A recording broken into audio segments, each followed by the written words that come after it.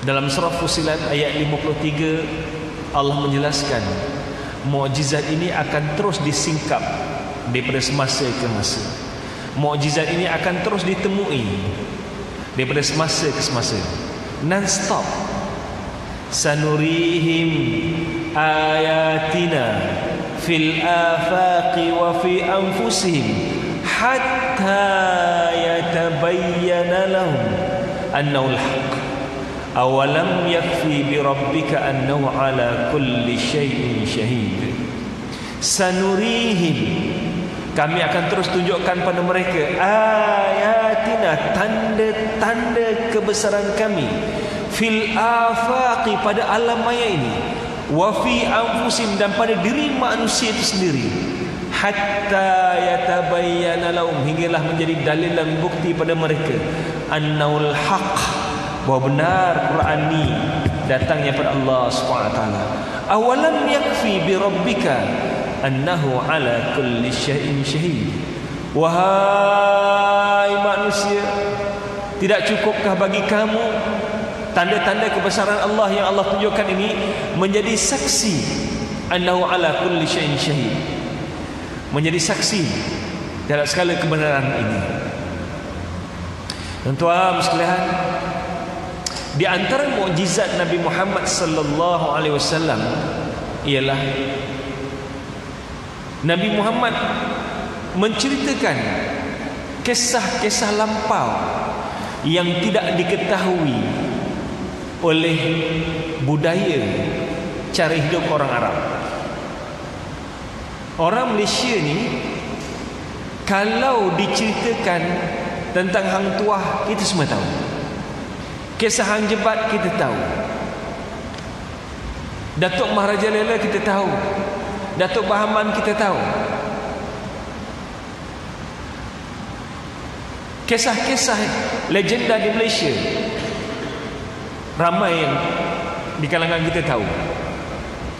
Tetapi sekiranya ada orang ceritakan kisah-kisah yang agak pelik di negara jiran, cukup sudah, di Indonesia, mungkin ramai kalangan kita tak tahu. Apatah lagi kalau peristiwa itu berlaku jauh daripada negara kita. Contoh yang selalu saya ambil contoh, tuan-tuan ya. Kalau kat Malaysia ni disebut Osman Awang, tongkat Warren, ramai yang tahu. Sebut Allamah Iqbal, mungkin orang yang mengkaji sastra dia tahu. Tapi Allamah Iqbal ni seorang pujangga Pakistan yang terkenal seluruh dunia. Syair-syair beliau dalam bahasa Farsi dan Urdu diterjemahkan dalam banyak bahasa. Diterjemahkan dalam bahasa Arab, diterjemahkan dalam bahasa Inggris. Tapi kalau kita tanya anak-anak kita tentang Allamah Iqbal, anak kita tidak tahu. Apa yang saya nak gambarkan kat sini, tuan? Dalam Al-Quran, Rasulullah SAW mampu menceritakan kisah-kisah yang tidak pernah diketahui oleh orang Arab sebelum ini. Kisah Ashabul Kahfi, kisah yang asing bagi budaya Arab. Kisah Iskandar Zulkarnain, kisah para anbiya yang tidak diketahui oleh budaya Arab. Mungkin kisah Nabi Ibrahim, susuk galur Nabi Muhammad pada Nabi Ibrahim ada. Tapi kisah Nabi Nuh, kisah Nabi Lut, kisah Nabi Zakaria, kisah Nabi Isa, kisah yang asing bagi orang Arab. Tapi bagaimana Nabi Muhammad sallallahu alaihi wasallam boleh menceritakan kisah-kisah ini? That's why ada orang kafir Quraisy jumpa orang Yahudi. Wahai orang Yahudi, kamu ni ahli kitab yang dapat kitab wahyu daripada Tuhan. Kalau aku nak tahu Muhammad ni benar-benar seorang nabi, apakah soalan yang perlu aku tanya? Nak gambarkan orang Arab tak tahu kisah ini. Lalu Si Yahudi ni bagi tahu, kalau kamu nak tahu Muhammad ni benar-benar Nabi, tanya dia 3 soalan ni. Kalau dia mampu jawab soalan ni, maka dia seorang Nabi. Yang pertama, tanya dia, siapa itu Iskandar Zulkarnain? Iskandar Zulkarnain. Nabi Muhammad tak tahu siapa itu Iskandar Zulkarnain. Orang Arab Mekah tak tahu siapa itu Iskandar Zulkarnain. Kemudian soalan kedua, tanya tentang Ashabul Kahfi. Orang Arab pun tak tahu kisah Ashabul Kahfi.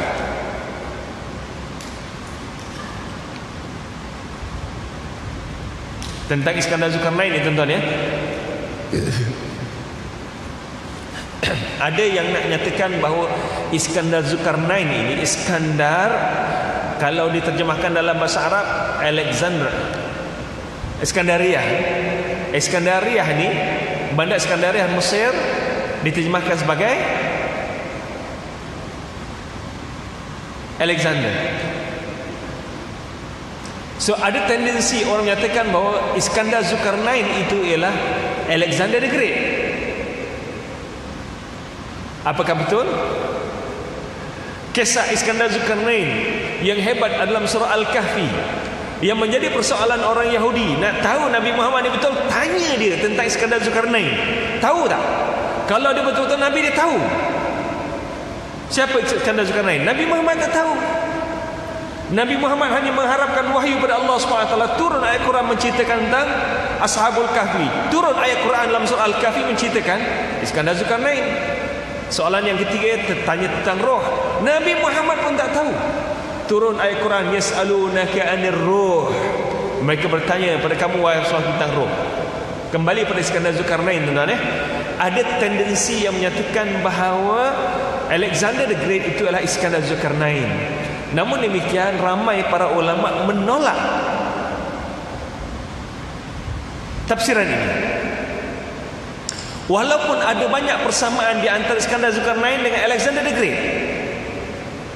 Alexander the Great pernah berkata, my dream is to unite the Oriental and the Occident.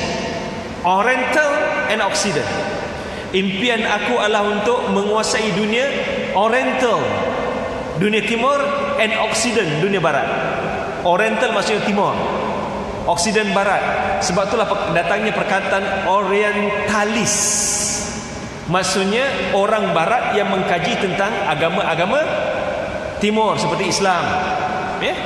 Orientalis, orang Yahudi ataupun orang Kristian yang banyak mendalami tentang ilmu agama Islam.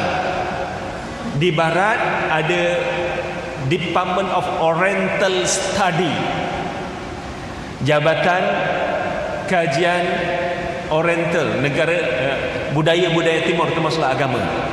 So Alexander the Great berjaya menguasai dunia Barat dan dunia Timur.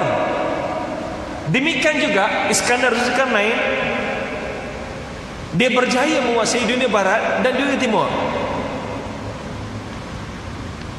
Namun tuan-tuan, Imam Ibn Kathir menolak pendapat ini. Asy-Syaikh Qutb menguraikan kenapa dia menolak pendapat yang menyatakan bahawa Alexander the Great itu adalah Iskandar Zulkarnain. Walaupun banyak persamaan, the only reason ialah Iskandar Zulkarnain berpegang pada akidah politism. Politism ini maksudnya menyembah banyak Tuhan, percaya pada banyak Tuhan. Alexander the Great, Alexander the Great percaya pada akidah ataupun menyembah banyak Tuhan, manakala Iskandar Zulkarnain menyembah Tuhan yang esa. So it is impossible that Alexander the Great itu adalah Iskandar Zulkarnain, because Al-Quran describe Iskandar Zulkarnain menyembah Tuhan yang esa. Demikian juga ayat dalam surah Yasin yang kita baca selalu, fa'azzazna bithalithin faqalu inna ilaikum mursalun. Lalu kami kuatkan dengan Rasul yang ketiga. Siapakah Rasul? 3 orang Rasul ini Al-Quran tak jelaskan kan? Yang kita tahu Rasulullah yang wajib diketahui adalah 25 orang, betul?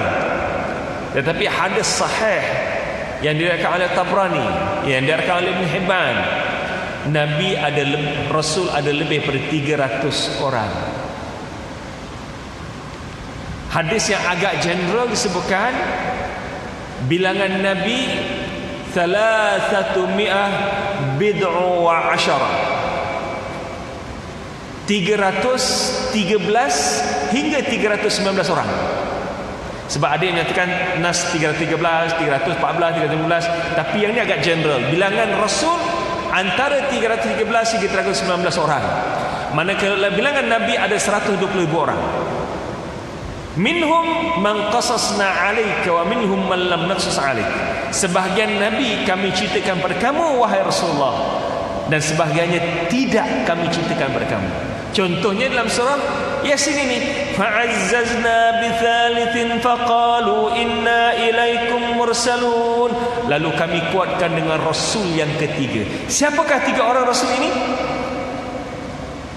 Ada setengah tafsiran menyatakan bahawa 3 orang Rasul ialah Simon, Petrus dan Saint Paul. Simon, Petrus dan Saint Paul. Simon adalah pengikut Nabi Isa AS. Petrus adalah pengikut Nabi Isa AS. Saint Paul adalah orang yang bertanggungjawab mengubah agama Kristian daripada agama Tauhid kepada agama Trinity.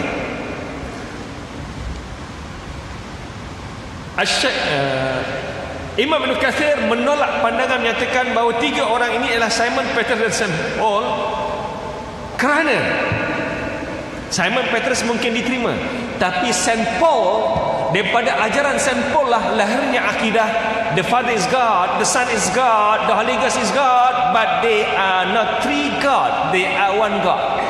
Bapa ni Tuhan, Anak Tuhan, Rohul Kudus Tuhan, tetapi mereka bukan 3 Tuhan, mereka adalah 1 Tuhan. So it is impossible that one of the prophet been sent by God, as mentioned in surah Yasin, itu adalah Saint Paul, because Saint Paul berpegang pada akidah Trinity. Syekh Qutb menolak pandangan ini dengan hujah demikian, tak mungkin boleh diterima. Sebab semua para rasul yang diutuskan oleh Allah SWT membawa misi yang sama. 2 perkara ini tak sama, tidak pernah berubah. Yang pertama, mengajak manusia menyembah Tuhan yang Esa.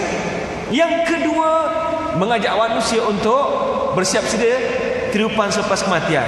Tentang syariat, daripada rasul ke satu rasul mungkin berbeza antara satu sama lain, tetapi tidak ada mana-mana para rasul dan para nabi yang mengajak manusia menyembah selain Allah SWT. Semua mengajak akidah tauhid. Semua mengajak manusia menyembah, beriman pada hari akhir. Jadi tuan-tuan sekalian, di antara mukjizat Al-Quran ialah Al-Quran menceritakan kisah-kisah yang lalu yang tidak diketahui oleh orang Arab. Dan kita tahu di antara tahmahan orang Kristian tentang Al-Quran, orang Kristian menyatakan bahawa Nabi Muhammad menciplak Al-Quran. The Holy Quran is nothing but Judeo-Christianity. Al-Quran hanyalah merupakan ciplakan, cerita-cerita daripada kitab orang Kristian dan orang Yahudi. Kalau orang yang sekadar membaca Quran kemudian dibandingkan di antara Quran dengan Bible, mungkin boleh menerima perkara ini, tuan-tuan. Tetapi Allah nak jadikan keunikan pada Nabi Muhammad. Nabi Muhammad tak tahu baca, Nabi Muhammad tak tahu menulis, Nabi Muhammad tak pernah baca Bible.